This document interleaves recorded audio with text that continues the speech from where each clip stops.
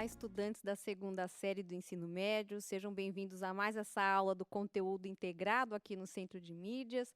E hoje a gente vai fazer um passeio pela nossa própria imaginação, nosso próprio imaginário sobre o nosso país, sobre o Brasil, né? E a gente vai trabalhar aí um pouquinho com a questão da construção desse imaginário e, de repente, ver oportunidades de reconstruir ou reforçar coisas que a gente já conhece sobre nós mesmos. O imaginário ele está muito atrelado também à questão histórica, às narrativas históricas que foram construídas acerca do nosso país, do nosso povo, dos nossos costumes aí, tá?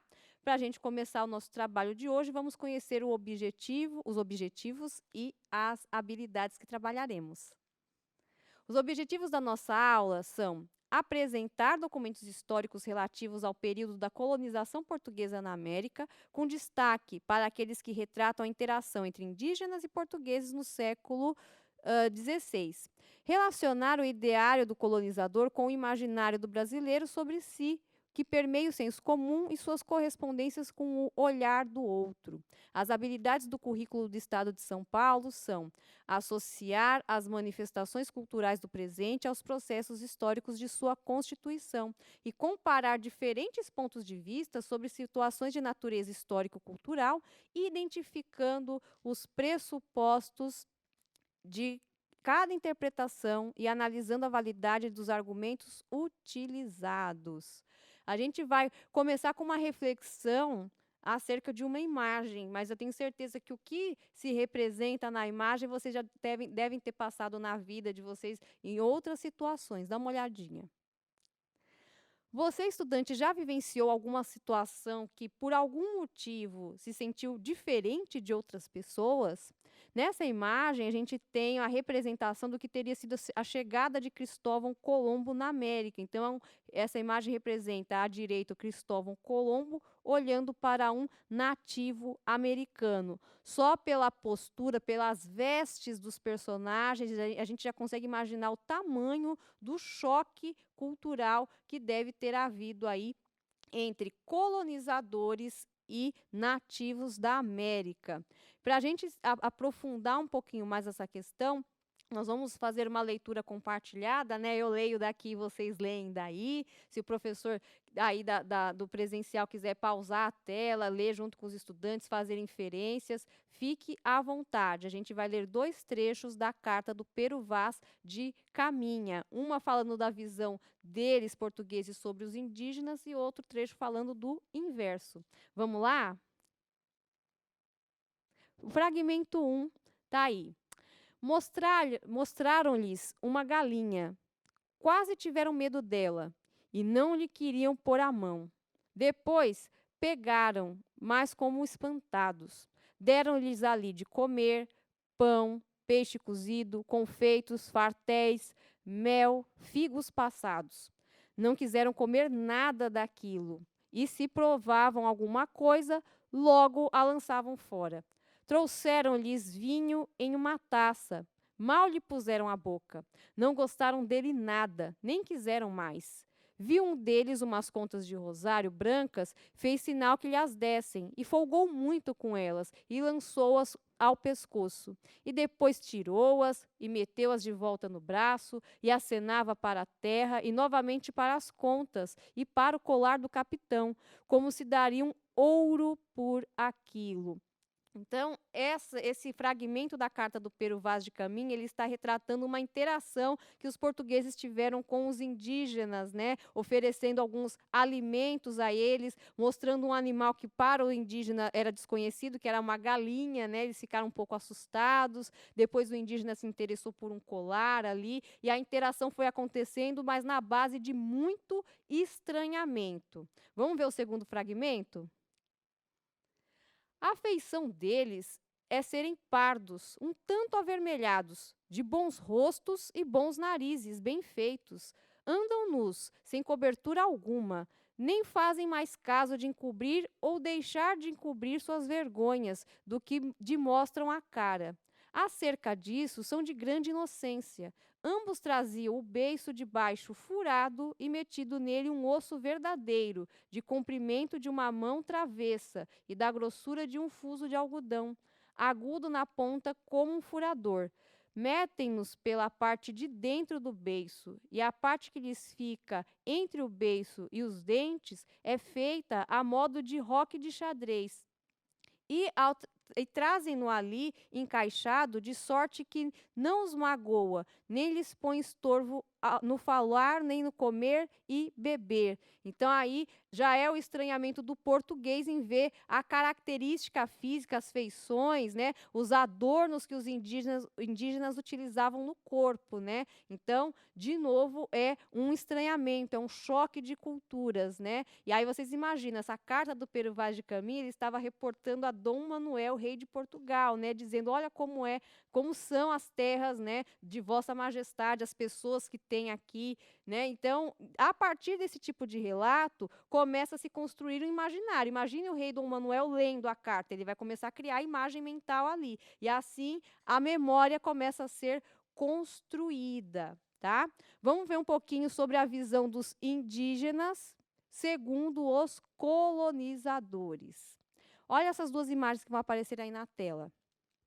Nessas imagens, a gente tem a representação da mesma coisa. Uma é uma gravura feita no século XVI por Hans Staden, que vai retratar ali uma aldeia indígena, e na foto já recente da direita é uma aldeia típica do Alto Xingu.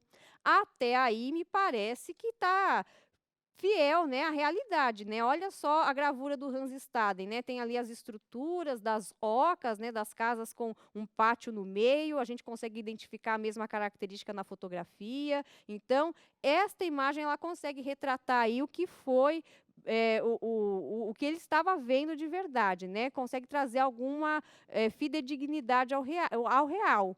Mas nem sempre isso aconteceu nesses retratos, gravuras que os colonizadores faziam a respeito da colônia. Olha esse mapa. Essa é uma carta náutica do cartógrafo português Pedro Reinel, né? Foi feita em 1504, e essa é uma visão bem do colonizador, bem eurocêntrica, porque alguns pontos do mapa que ele quer salientar tem bandeiras, né? Que é como quer dizer, aqui são os territórios que Portugal já está ocupando, né? Então, o que é interessante é retratado, o que é interessante para a metrópole portuguesa é que é retratado como verdade, né? De repente, o ambiente, né, ou o território era muito maior, muito mais complexo, né? E eles não tiveram interesse em retratar a realidade. É só a realidade que interessa à metrópole portuguesa. E assim, também a gente tem mais uma contribuição para o imaginário, né, sobre a localidade feita a partir dessas primeiras cartas náuticas. Agora a gente vai ver uma imagem bem curiosa aí do próprio Hans Staden, aquele que fez aquela gravura a respeito de uma aldeia indígena, né? Então, essa gravura, essa ilustração foi feita por Theodore de Bry, no século XVI, e ele está retratando o Hans Staden, que está ali indicado pela seta, totalmente horrorizado com um ritual antropofágico dos tupinambás, né? A antropofagia seria um ritual onde se consumia a carne do inimigo, né? E ao consumir a carne do inimigo, acreditava-se também estar consumindo os atributos, como a coragem, a valentia, deste inimigo que foi derrotado. E o Hans Staden vai fazer qual tipo de relato? Nossa, o povo nativo da América come carne humana, né? Não sabe por quê, não tem aquele olhar de tentar entender. Pelo contrário, a própria imagem mostra ele que ele meio que está saindo correndo ali da situação, muito assustado. E aí já começam aquelas outras construções de visões sobre os indígenas, né, barbarizando-os, né, colocando eles num lugar de desumanidade, justamente por conta do não entendimento, né, dessa questão da alteridade, o português não se colocando no lugar do indígena para poder fazer uma leitura de que apenas é uma cultura diferente da europeia. O português ali já vai estar classificando essa cultura como inferior, né? Essa gravura, né, esse personagem, Hans Staden, né, que apareceu na gravura, ele fez um livro chamado Duas Viagens ao Brasil. Vai aparecer aí na tela para vocês uma gravura que pertence a esse livro que ele fez, né, e, de novo, a gente consegue ver uma cena que, na visão do Hans Staden, é canibalismo, né? O canibalismo é você realmente se alimentar de carne humana por, por uma questão de alimentação mesmo, né? Não é um ritual, é a alimentação. Então, imagina quem viu essa gravura lá no século XVI, XVII, que imagem que fez do Brasil nesse momento, né? Então, são coisas que vão reforçando um imaginário a partir de um lugar que não conta com a alteridade, que não conta com a empatia, que não conta com uma visão respeitosa acerca dos povos nativos da América, tá? Para a gente aprofundar um pouquinho essa discussão que a gente está travando nessa aula, nós assistiremos a um vídeo que vai mostrar para a gente o ponto de vista do indígena acerca do povo brasileiro e do próprio indígena. Vamos assistir? O conhecimento que é chamado de conhecimento científico sempre tratou historicamente os nossos saberes como saberes inferiores. E nesse sentido, a escola e as instituições escolares têm promovido uma coisa que o Boaventura Santos chama de epistemicídio, né? Na verdade é isso, os conhecimentos indígenas estão sendo totalmente exterminados por conta de um outro conhecimento que vem de fora. Os livros de história são extremamente perniciosos para as tradições indígenas, particularmente, porque eles ensinam, né, quem cria ensina, obviamente, que tudo começou aqui em 1500. E os milhares de anos anteriores a 1500 são totalmente silenciados, apagados, ignorados, e a história não lida com isso. Os portugueses e os europeus admitem que tinham pessoas aqui que eles, inclusive, tiveram muita dificuldade, eles, europeus, dificuldade de nos reconhecer enquanto humanos. E quando nos reconheceram como humanos, eles identificaram todos nós com um único rótulo, são índios. Né? Então, esse nome, esse apelido índio, que os livros didáticos reproduzem, definitivamente não representam a nossa diversidade.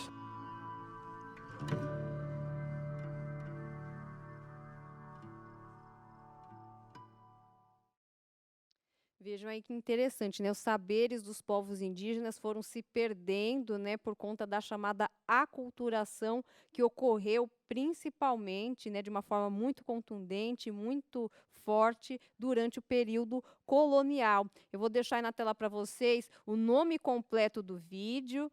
O link para que vocês acessem esse vídeo vai aparecer na tela para vocês agora. O trecho que a gente assistiu é esse que está marcado, mas esse vídeo ele é mais longo. Vocês podem assistir esse vídeo completo e, ao assistirem, vocês podem trabalhar com esta questão que aparece na tela. Qual a imagem que os colonizadores do Brasil buscaram construir sobre os indígenas na Europa no século XVI? Então, esse confronto dessa visão eurocêntrica sobre o indígena e a voz do próprio indígena fica muito forte, muito aparente nesse vídeo, e vocês podem trabalhar com essa questão aí na sala de aula, né? E lembrando que essa visão eurocêntrica sobre os nativos da América, sobre os nativos do Brasil, estava a serviço de interesses econômicos da própria metrópole portuguesa. Uma das formas que a gente consegue identificar esse interesse é a redução da população indígena que ocorreu nesse momento da colonização. Olha o gráfico que vai aparecer na tela. Então, esse gráfico ele mostra aí a demografia da população brasileira, da população indígena brasileira entre 1500 e 2010. Então, vocês vejam ali que entre 1500 e 1570, a população indígena brasileira caiu de cerca de 2 milhões para menos de 500 mil indígenas. Então, isso mostra que houve mortandade dos indígenas nesse momento, que foram aí colocados na situação de escravidão, né, de exploração da mão de obra. O próprio choque de culturas propiciou que doenças que os indígenas não tinham imunidade fossem contraídas, né, doenças trazidas pelo europeu, entre outras violências, entre outras formas aí que causaram a mortandade desse indígena. Então, a gente consegue rever aí, né, por esses dados demográficos, o quanto a presença dos europeus causou a morte dos indígenas aqui no Brasil, e a redução foi tão contundente que até hoje a gente não conseguiu fazer com que o indígena se estabelecesse de forma a ter uma quantidade deles que se comparasse ao que foi lá em 1500. A gente não tem ainda 1 milhão de indígenas no nosso país atualmente, tá? Vamos dar uma olhadinha agora um outro acréscimo de visão do brasileiro sobre o brasileiro, dessa vez trazida por um historiador contemporâneo, que é o Sérgio Buarque de Holanda. Ele vai falar sobre o chamado homem cordial, o mito do homem cordial.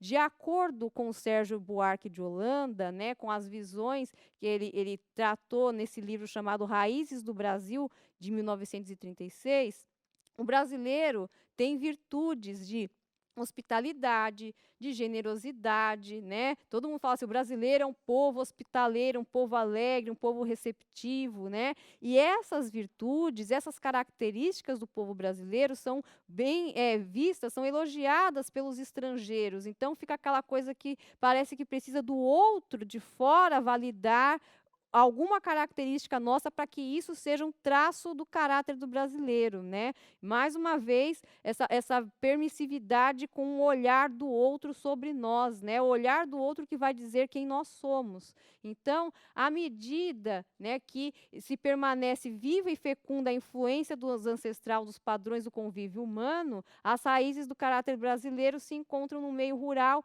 e patriarcal do período colonial. E isso era a visão do Sérgio Buarque de Holanda, né? O homem pacífico, o homem ordeiro, o homem que está dedicado à obediência, ao trabalho, né? É um pouco subserviente, de certa forma, e isso foi trazendo essa questão generosa para o brasileiro, que se reflete hoje nesse acolhimento, nesse calor humano que os estrangeiros reconhecem na gente, né? Mas até que ponto também essa cordialidade não está a serviço de interesses de terceiros? Então, para a gente trabalhar um pouquinho com isso, eu vou deixar uma proposta de atividade para vocês desenvolverem aí na sala de aula em 10 minutinhos, rapidamente.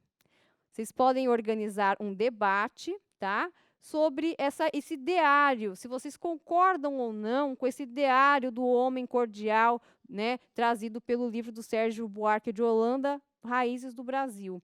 Quem nós somos como povo? Vocês vão refletir sobre esse questionamento, elencando quais elementos da cultura e dos costumes brasileiros remetem a vocês a ideia de brasilidade. Quando fala assim, povo brasileiro, o que vem na cabeça de vocês, estudantes? Então, sob a orientação do professor, vocês vão sistematizar e registrar os argumentos apresentados por vocês acerca dessa reflexão que a gente está propondo aí. Então, já a gente volta.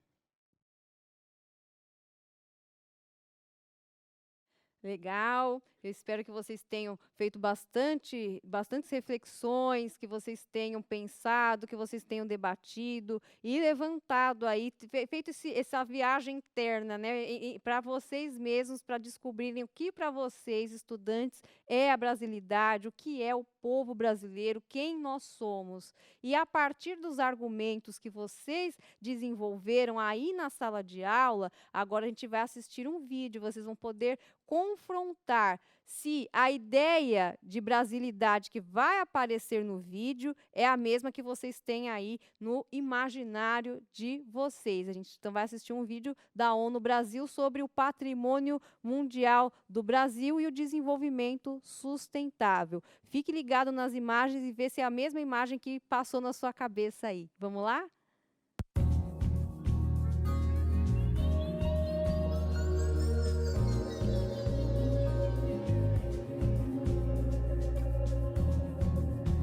Em todo o mundo, as riquezas culturais e naturais do Brasil são reconhecidas e admiradas por seu valor excepcional. A diversidade das expressões culturais e a nossa biodiversidade compõem um mosaico singular, presente de norte a sul do país. O nosso patrimônio É diverso e pode ser identificado em celebrações, expressões artísticas, tradições alimentares, paisagens culturais, parques naturais e conjuntos urbanos. Esse patrimônio dá um sentido de pertencimento às comunidades e pode se transformar em atrativos turísticos valiosos para brasileiros e estrangeiros. São 25 bens brasileiros reconhecidos pela Unesco, 13 bens culturais, 7 sítios do patrimônio natural e 5 manifestações culturais declaradas Patrimônio Imaterial da Humanidade.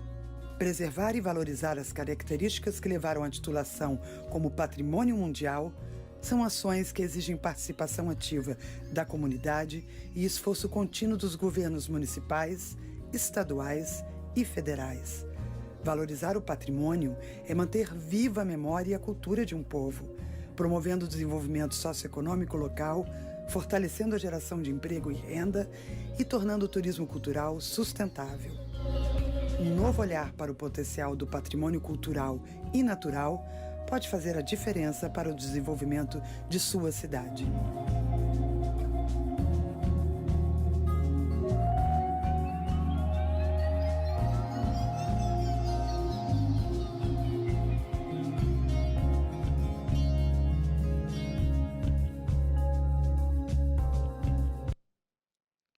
Voltamos, vocês viram aí as imagens que apareceram no vídeo, né? São aquelas imagens recorrentes que geralmente também permeiam o imaginário de outros povos, né? Povos estrangeiros sobre nós, né? O Brasil, a terra das festas, né? Da alegria, do carnaval, da natureza exuberante. Mas será que o Brasil é só isso?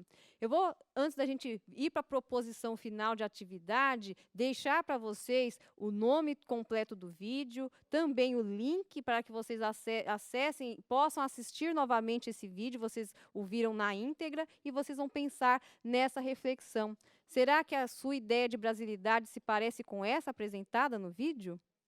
Bem, para a gente encerrar, vamos para uma proposta mais aprofundada sobre a visão da gente sobre a gente mesmo. Dá uma olhadinha aí na tela.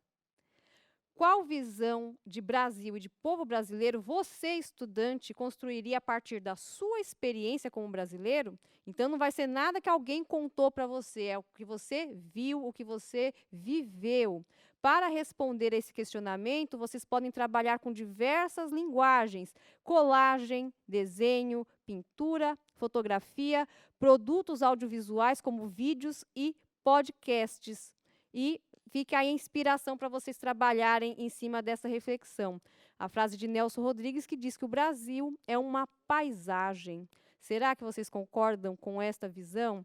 Então, vou deixar esses 10 minutos finais de aula para vocês se organizarem. Quem quiser compartilhar o resultado, hashtag #EuNoCMSP nas redes sociais. E bom trabalho a todos vocês. Tchau, tchau, gente. Até a próxima.